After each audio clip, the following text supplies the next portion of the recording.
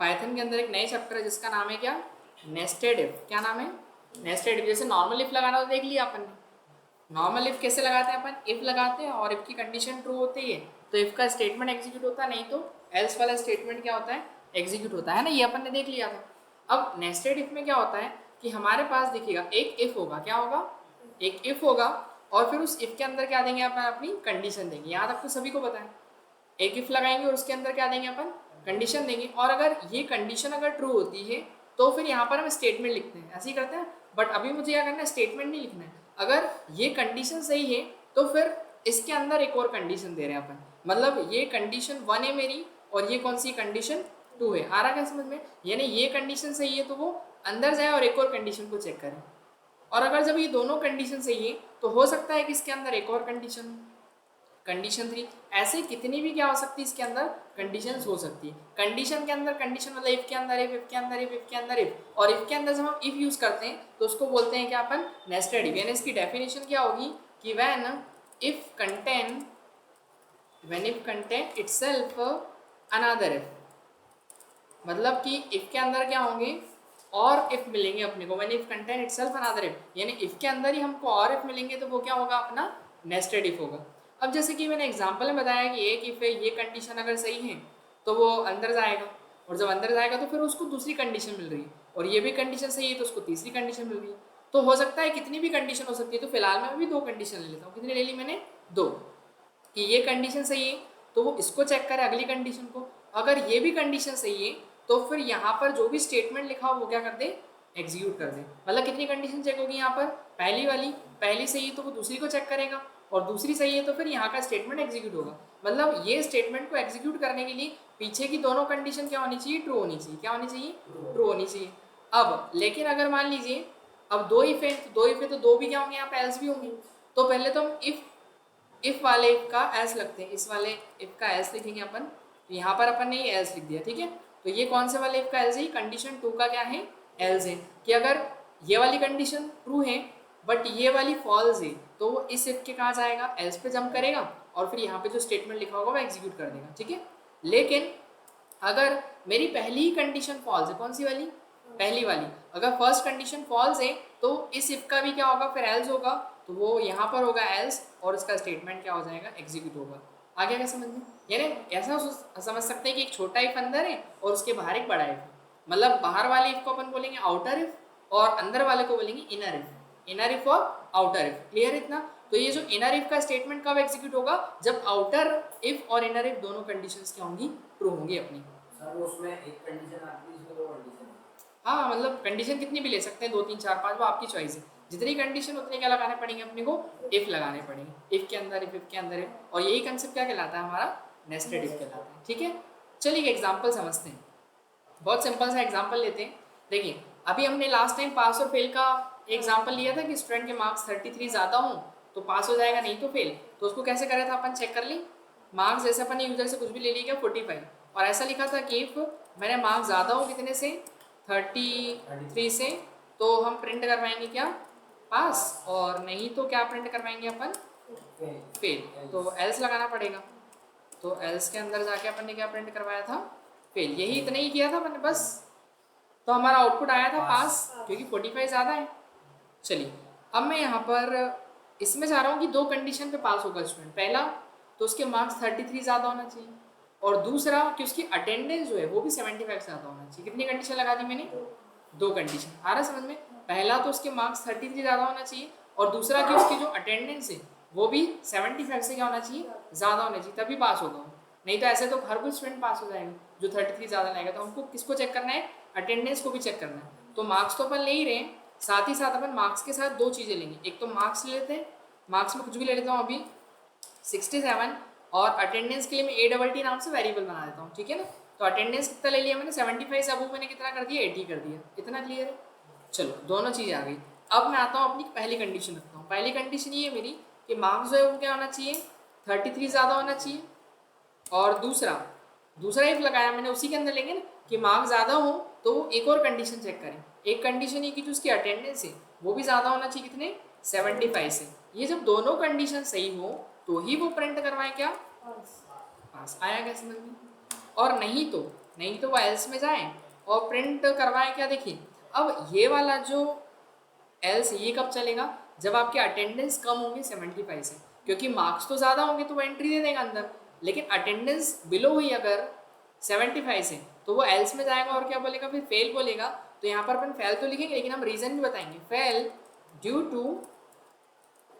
To low attendance, कि उसकी attendance क्या थी, कम थी। बताइए आया क्या समझ में, अटेंडेंस, ठीक है ना। वो फेल किस कारण से हुआ, उसकी अटेंडेंस क्या थी, कम थी, इतना क्लियर है। लेकिन अगर वो उसके मार्क्स ही कम हुए, शुरू में ही क्या हुए, मार्क्स कम हो गए, तो वो सीधे कहाँ जाएगा, एल्स में जाएगा, और एल्स में जाके क्या स्टेटमेंट प्रिंट करवा सकते हैं अपन, कि fail due to low marks, कि उसके मार्क्स क्या हैं, कम है। फेल वो दोनों ही केस में हो रहा है, लेकिन एक अटेंडेंस कम होने के कारण हो रहा है और दूसरा लो मार्क्स होने के कारण हो रहा है। इतना समझ में आया। तो देखिए अभी मेरा आउटपुट क्या आता है, चेक करते हैं। मार्क्स तो सही है ना? पास, हाँ मार्क्स सही है ना। देखिए इस बार दोनों ही चीज़ें सही है। मार्क्स 33 ज़्यादा है क्या, बिल्कुल है। क्या मेरी अटेंडेंस 75 ज़्यादा है, हाँ वो भी है, तो ऑब्वियसली कि पास प्रिंट होगा। अब मैंने क्या किया, 2 मिनट के लिए अटेंडेंस कम कर ली। अटेंडेंस स्टूडेंट की 40 है, कितनी है, 40।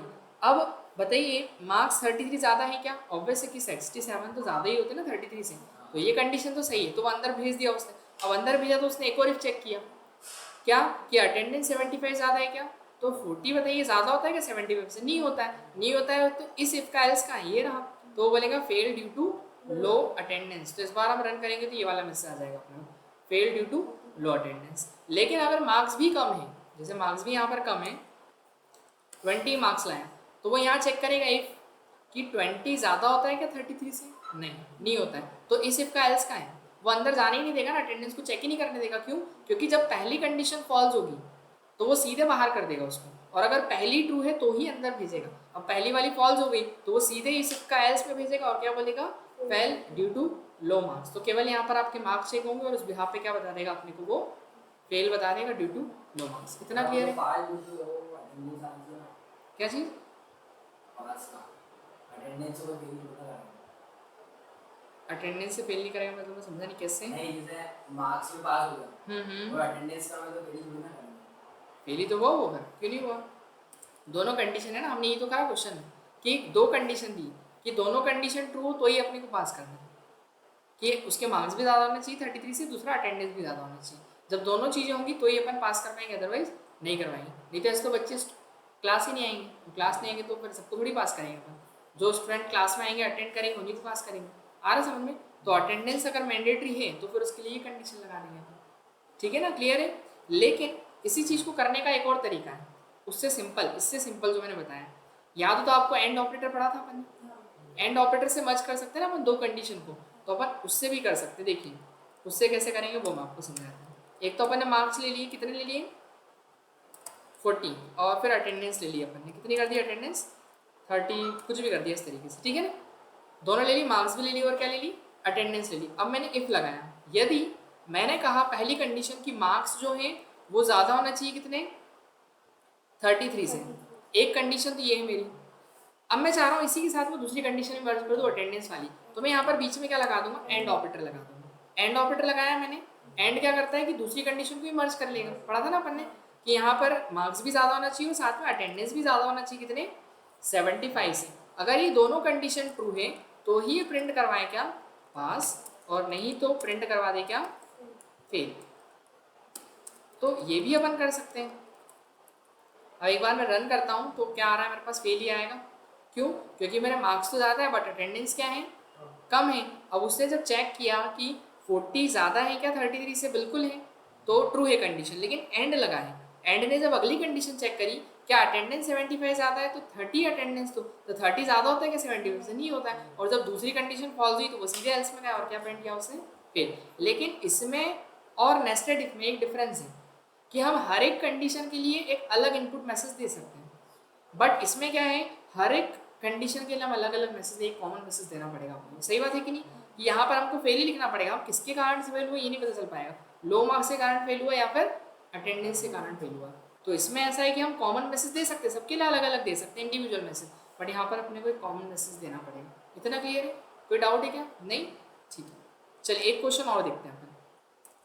देखिए किसी एम्प्लॉय की सैलरी है ना, एक क्वेश्चन है कि if any employ salary, if any employ salary is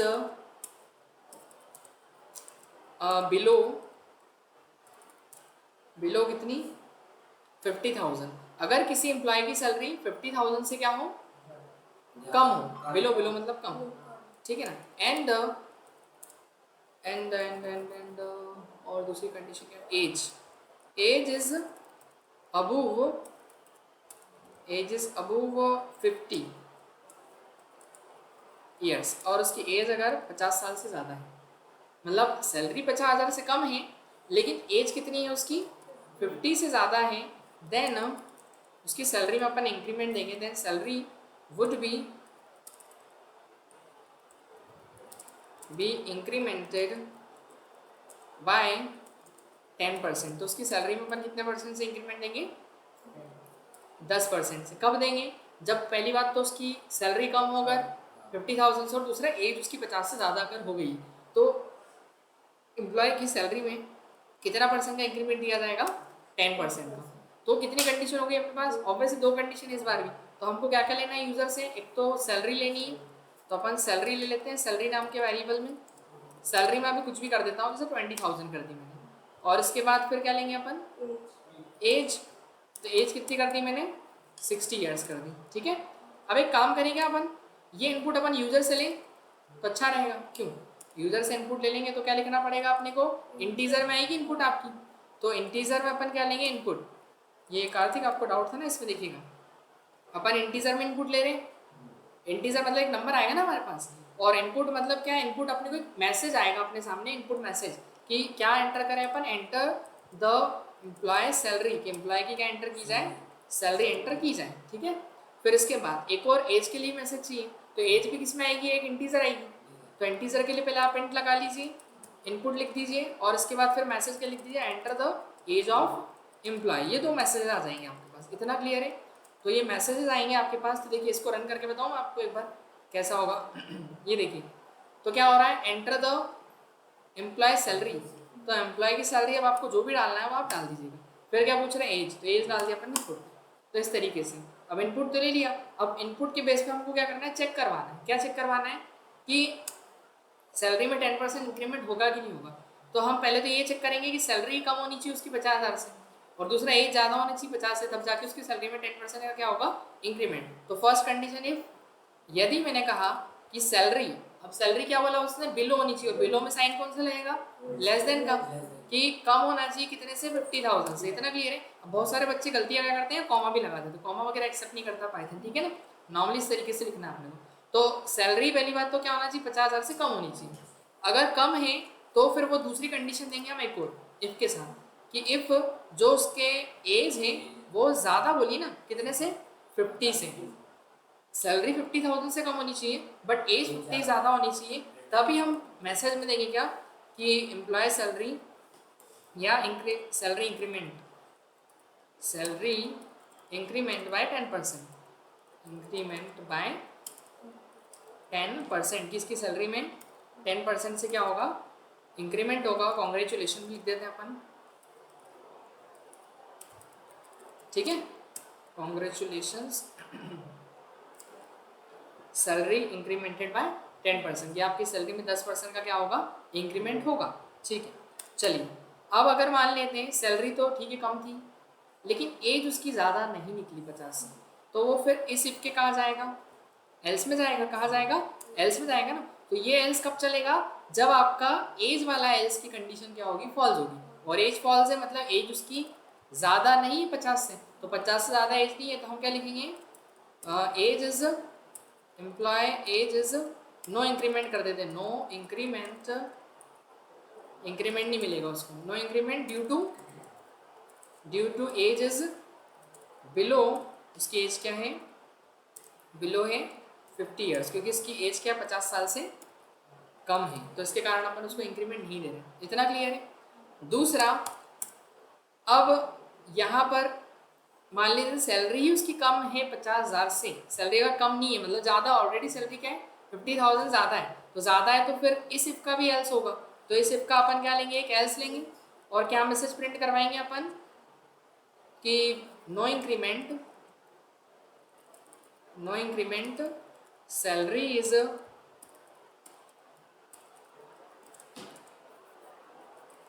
अबूव, क्योंकि सैलरी उसकी क्या है, अबूव है कितने से, 50,000 से, ठीक है। सैलरी इज अबूव 50,000, उसकी सैलरी जो 50,000 से ज़्यादा है। बस क्वेश्चन सॉल्व हो गया। चलो एक बार रन करके देखते हैं, तो रन करें तो देखिए मैंने सैलरी क्या डाली, 50,000 से कम डालनी है ना, 30,000 सैलरी डाल दी मैंने, ठीक है। और एज भी कितनी डालनी, 50 से ज़्यादा होनी चाहिए। तो मान लीजिए इसकी 60 ईयर्स एज है, तो क्या बोल रहा है, कॉन्ग्रेचुलेशन सैलरी इंक्रीमेंटेड बाय 10%, 10% से इसमें हमारे को 10% सब जोड़ो तो मतलब हाँ करेंगे ना, करेंगे उसको भी करेंगे अपन। कॉन्ग्रेचुलेशन, वो अभी मैं एकदम से मैथ्स बताऊंगा ना और लॉजिक बताऊंगा तो दोनों समझ गए ना, इसलिए अपन एक एक करके करेंगे उसको, ठीक है। देखो अब यहाँ पर गए अपन, मैंने क्या किया, अब लिखा मैंने सैलरी मान लो उसकी ज़्यादा नहीं कमी है, 40,000 सैलरी, लेकिन एज उसकी कम है, एज उसकी कितनी है, 30 ईयर्स है। तो ये क्या बोलेगा, no increment due to age is below 50 years, उसकी 50 ईयर्स से एज क्या है, कम है सैलरी। और अगर मान लेते हैं सैलरी ही उसकी ज़्यादा है पहले से, अब 1,00,000 रुपये सैलरी उसकी पहले से, और एज भी बहुत ज़्यादा नहीं है, 40 ईयर्स की एज है, तो देखो क्या हुआ, no increment salary is already, अब वो बता रहा है ना 50,000, पहले से उसकी सैलरी क्या है, ज़्यादा है 50,000 से, तो कोई इंक्रीमेंट नहीं मिलेगा उसको।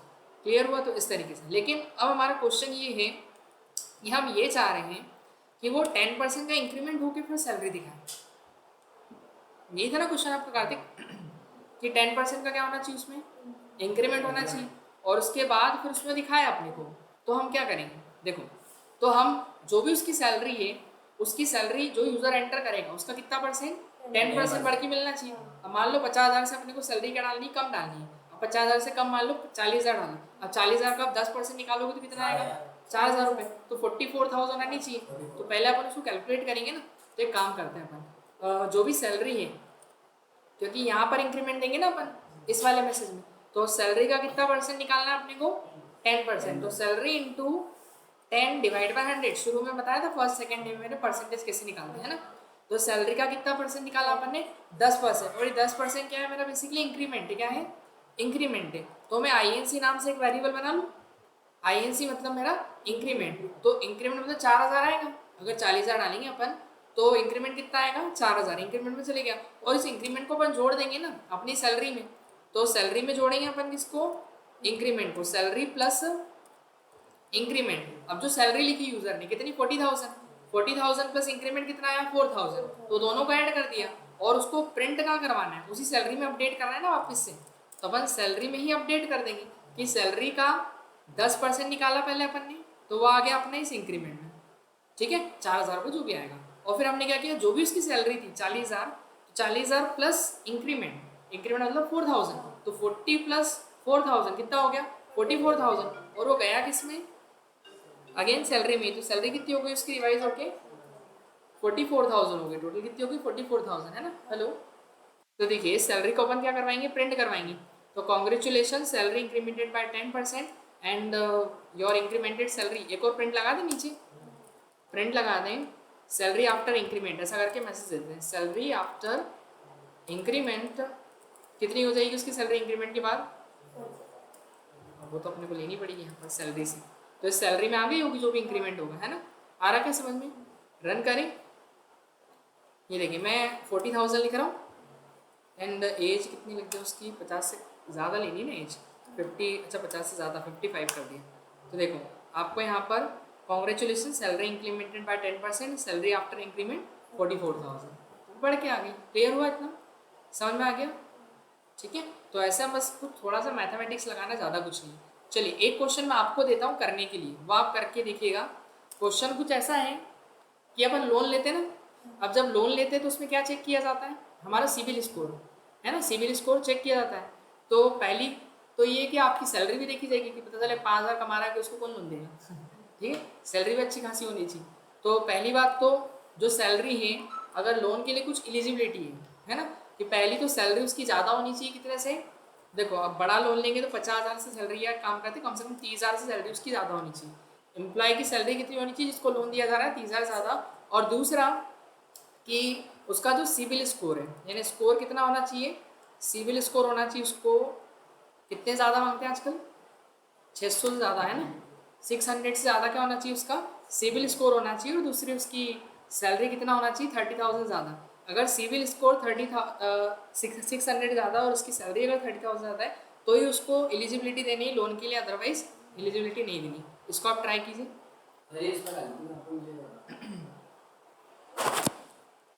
एक क्वेश्चन मैं आपको दे रहा हूँ जिसके अंदर 3 कंडीशन है, कितनी है, 3। आपको पता है वो एग्ज़ाम होती कौन सी, MPPSC की, सुना किसी ने, MPPSC की एग्ज़ाम होती ना, MPPSC ऐसा लिखता है, क्या लिखता है,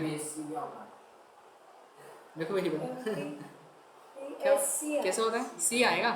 अच्छा ठीक है, MPPSC है ना, MPPSC की एग्ज़ाम होती है, तो नहीं पता आपने, वेरी गुड ठीक है। MPPSC के 3 पेपर होते हैं, कितने होते हैं, 3। एक होता है प्री का पेपर, पहले प्री का पेपर निकालना पड़ता है आपने, है ना, प्री होता है, फिर एक होता है उसके बाद मेंस का पेपर होता है, कौन सा होता है, मेंस का, फिर एक होता है इंटरव्यू, है ना, 3 पेपर निकालने पड़ते हैं ना, प्री मेंस और उसके बाद क्या होता है, इंटरव्यू। तो प्री में आपको कितने मार्क्स लाने पड़ते हैं, अब जैसे मान लो प्री का पेपर है 2,000 कितने का पेपर होता है, नहीं पता ये जेई वाला तो नहीं, नहीं जेई वाला नहीं, ये वो जो कलेक्टर वाले होते हैं ना एग्जाम, वो UPSC MPPSC वही वो आते हैं ना, यूपीएससी में आता वो आते हैं ना प्री मेंस वही वाला। तो वही है, तो देखो प्री में आप पता तो नहीं, एक बार मान लेते हैं अपन, कुछ भी ऐसा एज्यूम कर लेते हैं कि मान लो प्री का पेपर है 15, किसी को ऑनलाइन वालों को पता हो तो बता सकता है वो प्री का पेपर कितने मार्क्स का होता है, कोई तैयारी कर रहा हो MPPSC की आप में से, 4 मार्क्स का होता है, नहीं नहीं ज़्यादा का होता है, वो ज़्यादा का होता है, 500 किसी को भी नहीं पता क्या, सब प्रोग्रामिंग ही पढ़ रहे हैं, मतलब गवर्नमेंट की तैयारी कोई नहीं कर रहा गवर्नमेंट में कोई नहीं जाना चाह रहा है, ठीक है। चलो तो अपन,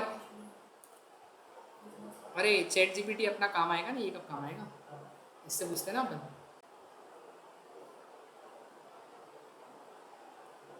देखो यहाँ पर अपन चले, pre mains and interview examine total how many, total marks, ये ऐसा लिख देते हैं, टोटल मार्क्स पेपर। अभी क्या समझता है इसको देखते हैं, जेई वाला MPPSC,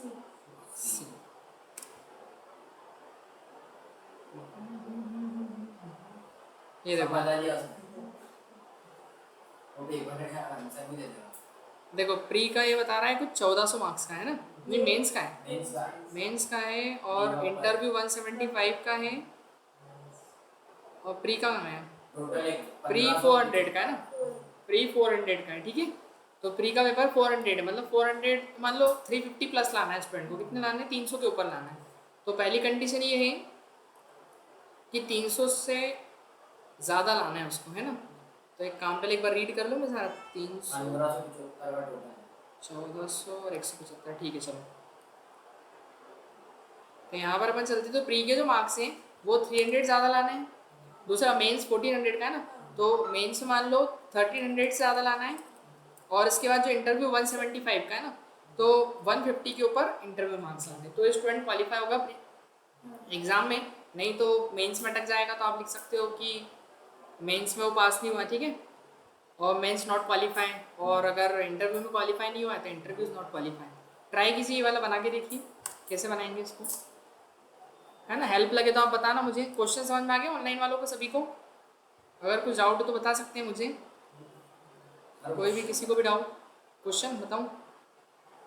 क्वेश्चन है कि प्री के मार्क्स 300 से ज़्यादा होना चाहिए, मेंस के 1300 ज़्यादा होना चाहिए, और इंटरव्यू के 150 ज़्यादा होना चाहिए, तो ही वो क्वालिफाई होगा, अदरवाइज क्वालिफाई नहीं होगा। 1400 का पेपर है ना मेंस का, 400 का प्री का है।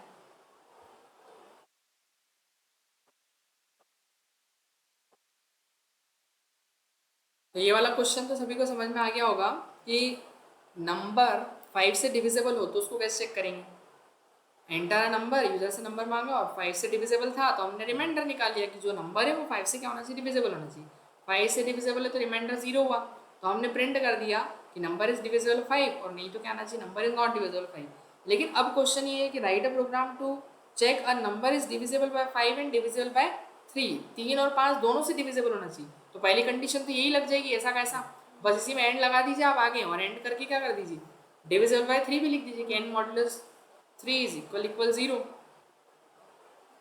ओनली कंडीशन बना के भेज दीजिए। किसी ने सेंड किया क्या ऑनलाइन में? बन गया। किसने भेजा है? किसी ने नहीं भेजा अभी। बन गया बेटा अपना मुंशी का?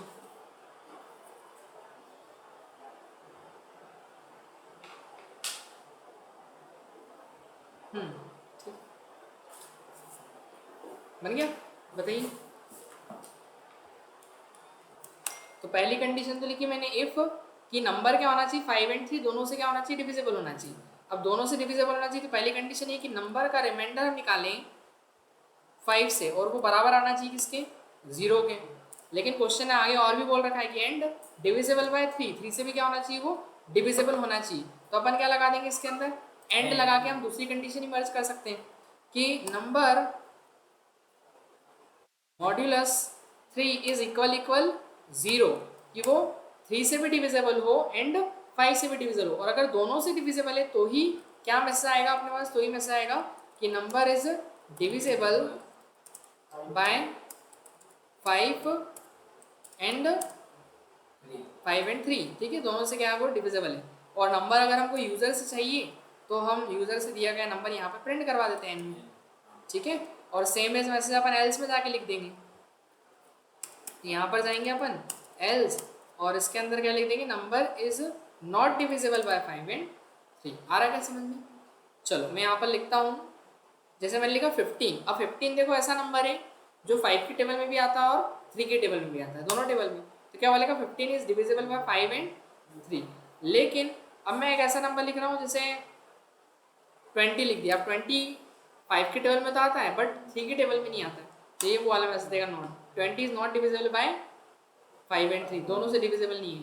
आ रहा क्या समझ में, क्लियर हुआ इतना? लेकिन अब एक क्वेश्चन ऐसा है कि या तो 5 से डिविजिबल होना चाहिए या तो 3 से, है ना। तो इसी क्वेश्चन में अपन करेंगे क्या, इसी क्वेश्चन में यहाँ पर बीच लगा देंगे अपन बीच में क्या, और कि या तो 5 से डिविजिबल हो या फिर, तो फिर अपन क्या करेंगे, बीच में एंड की जगह क्या लगा देंगे, और ऑपरेटर लगा देंगे। और ऑपरेटर क्या है कि अगर 5 से डिविजिबल है तो भी मैसेज आ जाएगा, और 3 से, है ना। तो यहाँ पर अपन लिख देते हैं नंबर इज डिविजिबल है 5, और या तो मतलब और का मतलब या है ना, या तो बस किसी एक से डिविजिबल है मतलब, और नहीं ये दोनों से। आ रहा समझ में? तो देखो यहाँ पर, अच्छा उसको हाइड नहीं किया अपन ने, क्वेश्चन हाइड नहीं किया ना अपन ने। तो मैंने लिखा जैसे 9। अब 9 देखो, 9 इज डिविजिबल बाय 5 और 3, या तो 5 से वो डिविजिबल है या फिर 3 से डिविजिबल है। आ रहा समझ में? क्यों? 9 देखो ना, 9 3 की टेबल में आता है कि नहीं? मतलब दोनों में से किसी में एक की टेबल में और लगा ना, और मतलब कि ये कि कोई एक, दोनों में से एक के टेबल में आता है। और अभी जैसे 9 अपन इस वाले में लिखते हैं तो वो ये वाला एल्स वाला देता है ना अपने को, क्योंकि 9 5 के टेबल में नहीं आता है, 3 की टेबल में आता है। तो एक कंडीशन ट्रू हो रही थी जब भी वो एल्स दे रहा था अपने को, लेकिन इसमें क्या है, एक कंडीशन ट्रू है तो वो अपने को ट्रू की ही जो स्टेटमेंट लिखा हुआ, इस कंडीशन के ट्रू होने का जो स्टेटमेंट है वही दे रहा है। क्यों दे रहा है? क्योंकि एक कंडीशन तो ट्रू है ना, और क्या बोलता है कि आपकी एक भी कंडीशन ट्रू है तो चलेगा वो। अभी अपन ने 2 डाल दिया, मतलब नॉट डिविजिबल। क्या चीज ट्रू डाल दिया तुम? 2 डाल दिया, नॉट डिविजिबल देना एक बार दोनों के टेबल में नहीं आता। अच्छा 2 डाले, हाँ तो फिर तो नॉट डिविजिबल देगा ही ना, तो ऑब्वियस है। ये देखो नॉट डिविजिबल बाय, ना ही 5 से डिविजिबल और ना ही वो 3 से, समझ? तो एक से भी होगा तो ये वाला मैसेज देगा। हाँ, लेकिन अब ऊपर वाला एंड, एंड में मतलब दोनों से चाहिए उसको। आ रहा समझ में? दोनों से डिविजिबल होना चाहिए। चलो एक क्वेश्चन और, एक क्वेश्चन ऐसा है कि divisible by 5 but not divisible by 3, divisible by, एक काम करते, divisible by, division not divisible by 3, not divisible by 5 and divisible by 3। चलो ये क्वेश्चन है, इसको कैसे करेंगे, मतलब कि कैसे करेंगे, मतलब 5 से डिविजिबल नहीं होना चाहिए, 3 से होना चाहिए। 3 से होना चाहिए लेकिन 5 से नहीं होना चाहिए। जैसे तुमने 9 लिया तो 9 3 से डिवाइड होगा, तो ये मतलब एक तरह से ट्रू है, लेकिन नॉट लिखा है तो आंसर फॉल्स आएगा, मतलब ऐसा हो जाएगा नॉट डिविजिबल बाय 5। क्या करेंगे बताइए, हाँ मतलब ऐसे लिखें? हाँ देखिए तो क्वेश्चन ने कुछ नहीं, थोड़ा सा बस घुमा दिया है और कुछ नहीं, कि क्वेश्चन ने बोला 5 से डिविजिबिलिटी नहीं होनी चाहिए ना, तो हम इफ लगाएंगे कि नंबर का रिमाइंडर निकालें अगर हम 5 से, तो वो नॉट डिविजिबल होना चाहिए, और नॉट डिविजिबल के लिए नॉट इक्वल टू लगेगा कि और जो नॉट डिविजिबल है मतलब 5 से डिविजिबल नहीं, तो उसका रिमाइंडर 0 के बराबर नहीं आएगा, तो ये नॉट इक्वल टू का साइन है। नॉट इक्वल टू मतलब 5 से डिवाइड होने पे 0 के बराबर नहीं आना चाहिए, 0 के बराबर आ रहा है इसका मतलब 5 से डिविजिबल है, लेकिन क्वेश्चन ने क्या बोला कि 5 से डिविजिबल नहीं होना चाहिए, और डिविजिबल नहीं होना चाहिए तो मतलब उसका रिमाइंडर भी 0 के बराबर नहीं होना चाहिए, और नहीं होना चाहिए तो उसके लिए नॉट इक्वल टू लगता है अपना, कि 5 से नॉट डिविजिबल होना चाहिए, नॉट इक्वल्स टू 0, जो भी रिमाइंडर है वो 0 के बराबर नहीं आना चाहिए। मतलब अभी अपन डायरेक्ट मतलब वही वाला फॉर्मूला लगा वो जीरो की जगह अगर 1 लगा दे तो भी वो सही है, 0 की जगह 1 लगा दें तो 1 वाले केस में चलेगा ना फिर, तो फिर वो देगा ही नहीं ना। हाँ तो भी वो उल्टा तो हो जाएगा, ठीक है 1 लगा सकते हैं, दिमाग तो है आपके पास ठीक है। इसके बाद n मॉड्यूलस 3 इज इक्वल 0, ठीक है, कि 3 से तो डिविजिबल होना चाहिए बट 5 से नॉट डिविजिबल होना चाहिए, ठीक है ना। तो इसके बाद अपन प्रिंट क्या करवाएंगे कि number is divisible by 3, divisible by 3 and not divisible, not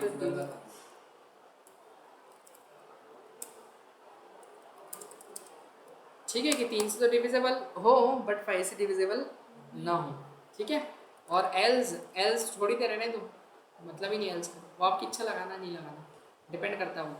चलो मैंने लिखा 5, तो कोई मैसेज नहीं आया, क्यों नहीं आया, क्योंकि एल्स तो लिखा ही नहीं अपन ने, है ना। लेकिन ऐसा नंबर जो केवल 3 से डिविजिबल है 5 से नहीं, 3 से डिविजिबल देखो 15, अब 15 देखो 15 में भी नहीं आया, क्यों नहीं आया बताओ, क्योंकि 15 जो है वो 5 से भी डिविजिबल है और अब हमने क्या बोला था कि 5 से नहीं होना चाहिए लेकिन 3 से होना चाहिए, तो अब मैं 21 लिखूँ तो 21 कैसा नंबर है जो केवल 3 से डिविजिबल है 5 से नहीं, है ना ये नंबर ऐसा। अब देखो जरा वैसा है, नंबर इज डिविजिबल बाय 5 और 3 and not divisible by 5, clear है इतना आगे समझ में। तो ऐसा मतलब वही नॉट डिविजिबल लगाना है किसी को, 5 से अपन का मतलब जो 5 से डिविजिबल होगा तो उसका आंसर ही नहीं देगा, नहीं देगा ना, और कभी अपन उसका आंसर सीधे एल्स में देगा, तो एल्स में लूप बनाओ, ठीक है। क्लियर हुआ, किसी को कोई डाउट है क्या ऑनलाइन में, हाँ वीर नहीं, चलिए तो मैं इसको शेयर कर रहा हूँ, क्लास अपन ऑफ करते हैं आज की अपनी, बाकी क्लास फिर मंडे रहेगी, कल तो ऑफ है अपना, ठीक है मैं शेयर कर दूंगा आपको।